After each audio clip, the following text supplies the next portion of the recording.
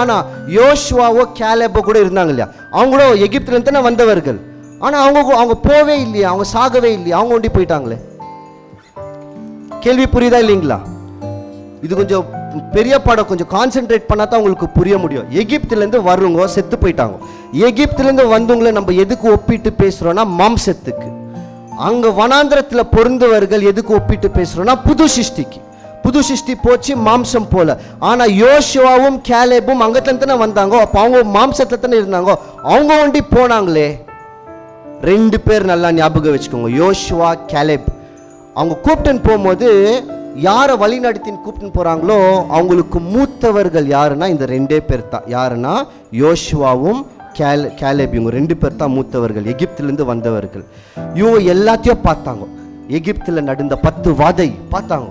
Moses red C வழியா ஒரு சிவந்த கடல் வழியாக கூப்பிட்டுன்னு போனதை பார்த்தாங்க.